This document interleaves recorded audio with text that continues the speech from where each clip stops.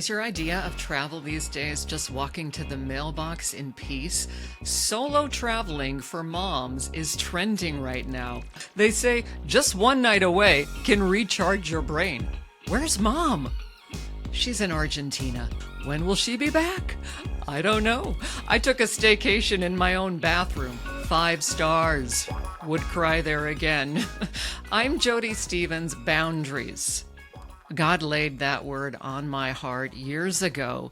It's been almost a decade since I've kicked a hole in a door, threw a jar of spaghetti against the wall. Yes, I actually did that once. What a mess. But I still couldn't seem to overcome my fear of setting boundaries, and I couldn't deal with the anger in so many areas of my life. And the problem was I didn't have boundaries. It wasn't just that I lacked healthy boundaries. I just didn't have any. And as a kid, I learned to stuff my feelings. I didn't verbalize them because I unconsciously believed that they really didn't matter. And so this opened the door for all kinds of problems, others to take advantage of me. In the book Boundaries, Townsend and Cloud references Galatians 6:2, which says, we are to carry each other's burdens. But it also references verse 5, which says each one should carry their own load. So, for so many years, I was carrying my burdens, which are meant to be shared with another. But then in addition, I was trying to help everyone else carry their own loads, which are meant to be shared. This is what we do. We carry what's meant to be shared, and then we take everyone else's stuff too. And then we wonder why we're pissed off all the time and upset and angry. So I had this storehouse of suppressed anger towards everyone that I allowed to manipulate me, take advantage of me, on and on and on. And now I pray for the courage to speak up when it's appropriate, say no when I need to, and let go of other people's disappointments. Welcome to Blessed Are the Boundary Setters. I'm sharing why boundaries are spiritual, not selfish, and 3 simple faith-based strategies to start protecting your peace now. So hit the subscribe button, or at least don't ghost me. But if you do, I can respect your no. Because we're going to stop guilt-tripping ourselves for not being everything to everyone. So the first thing is, a boundary, it's not a cold wall. It's more like a fence with a gate. It breathes, it opens, it closes. It's a way of defining what's yours and what's someone else's. And sometimes we don't know. We have to write this down. What is my time? What is my energy? What are my feelings? And what belongs to someone else. Basically, boundaries are they're little bouncers for your soul, you know. Even Jesus had them. Luke 5:16, he withdrew to desolate places to pray. He had to get away from the people. He got up before dawn just to be alone. Translation, Jesus scheduled quiet time before the group text went off.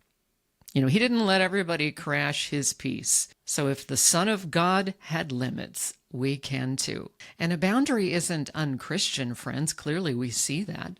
This is what keeps you from turning into the cranky martyr with the Bible in one hand and the to-do list in the other. But why do we feel guilty? Why is this so hard for so many of us to do? Why does setting a boundary feel like you just kicked a puppy? A lot of us grew up in a codependent family system where love was conditional, right? If you weren't helpful, if you weren't agreeable, if you were always available, you had connection. You were loved. When you weren't, that was withdrawn from you. And as kids, we're going to choose the love over authenticity every time. And then our brain is going to get wired to not learn to say no, and we're going to grow up, and when we have to say no, it's going to feel wrong. It's going to feel unnatural. It's going to feel like it goes against everything we've ever known, and that's the lie. And it is a bear to break, but you can do it. So as kids, maybe we learn no boundaries, right? Then love and approval. So as adults, saying no feels like we're rejecting someone or they're going to reject us, or on a deeper level, we're going to lose love. And on an even deeper level, it could feel like we literally won't even exist anymore. I know that sounds weird, but some of you know what I'm talking about. And then you add some keep everybody happy, training, a dash of people pleasing, and guilt is just your default mode along with yes. And then there's the all or nothing thinking. If I say no once, they'll think I don't care. If I say yes once, I have to constantly do it over and over again. And that's the lie. Saying no to someone's request doesn't mean you're saying no to their worth or yours. The truth is you're human. You can't do it all. God doesn't expect you to. Philippians 4:6-7 tells us to not be anxious for anything, but to pray. So even overwhelm is something to pray about. Because when you say I can't, you're not being selfish, you're being honest. When you say you can, when you really can't, now you're being dishonest. Now you got other problems.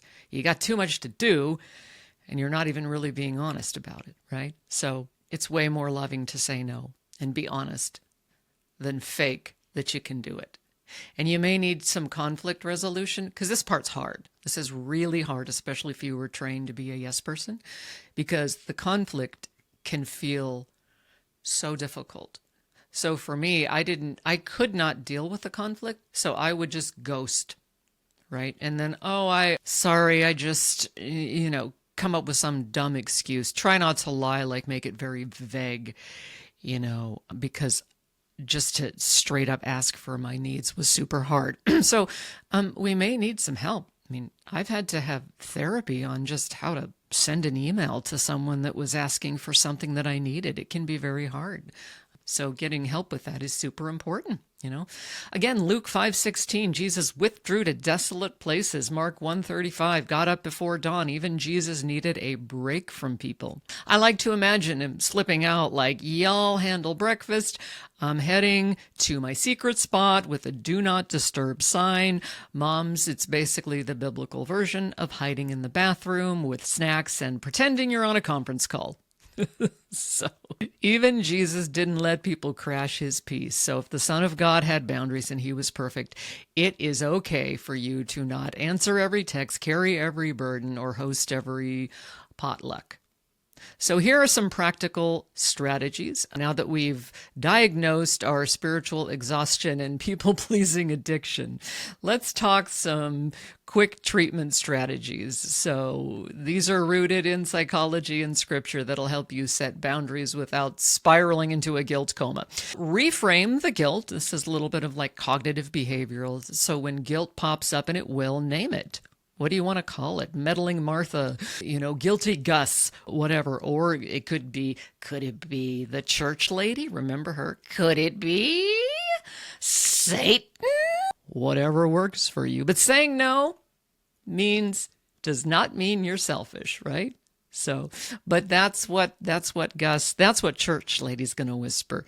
Saying no means you're selfish. Okay, Gus, calm down. Jesus flipped tables and ghosted crowds. Were fine. Okay? Thoughts are not fact. Feelings are not fact. Would God really want me so overwhelmed that I forget my birthday? And the answer is no. Right? Write down the thought if you're into journaling. I feel selfish for saying no. Counter it with truth. Even Jesus tapped out for time alone. Philippians 4:6. Don't be anxious. Pray instead. Train yourself gently, like you would train a puppy. Gentle correction, consistent truth, a little bit of chocolate helps. And master this gentle no. And again, this is where some conflict resolution can help. You're allowed to decline things without getting angry, without a full PowerPoint presentation. I really wish I could, but I have a commitment that day. Thanks for thinking of me. I'll need to pass so I can stay sane. There you go. You don't owe anybody a 12-slide TED Talks with background music, although I could put one of those together for you if you needed me to. Just because someone asked doesn't mean that you're the chosen one, right? That I've got to do it or nobody else will. Well, that might be true, but doesn't mean that you're the one that's supposed to do it. Practice saying no with a smile. Like, hey, oh man, I wish I could, but I've just got a lot going on right now and I'm going to have to pass this time, but thank you so much. Or that just doesn't really fit with my goals, or it's not really the best fit for me, which is a good way to say it when it's absolutely something that not only are you not going to do this time, you're just not going to do, period, right? And if they keep pushing, people that crash your boundaries continually, those aren't your friends. Those people don't care about you. If they keep doing it, if they don't respect your no, they don't care about you. And it's hard because a lot of times it's family. Could be your mom, your sister, your brother, your dad. It's hard. If they love you, eventually they will begin to respect your boundary and the relationship will continue. If it discontinues unless you're doing what they want, which happens in a lot of families, then a lot of times there can't be a relationship there, as sad as it is. So, and sometimes you have to choose your sanity over family. Didn't Jesus say, blessed are those who have lost families and friends for my sake? And finally, look at your values. Let your values speak. Is doing this going to keep me from applying for that job? They say when a codependent dies, someone else's life flashes before their eyes. Right? If I do all this stuff, what's going to happen at the end of my life? Am I going to be me or am I going to be somebody else? Okay? So what are my values? What matters to me, not what matters to someone else. I'm not saying, again, we carry each other's burdens and pain. Somebody has cancer, things like that. I get it. I'm not saying we don't. We have to just take care of ourselves. Again, the fence with the door. Okay. So boundaries are emotional life vests. If you're drowning in yes, you're no good to anybody, right? Even Jesus had to say, not today, crowd. I'm taking a little time here for myself. Okay, so even Jesus had quiet time. He didn't answer every request, and he was perfect. So you can let that text go unanswered. You can let the group chat survive without you. So this week, try a boundary. Just one. Say no with love, or say no with caffeine and eye contact, whatever you've got. And let me know how it goes in the comment section below. And let me know if this was helpful to you, and I'd love to hear your thoughts about setting boundaries. So thank you for joining me, friends. Blessed are the boundary setters and those who hit the subscribe button. Unless you don't want to, I can respect your no.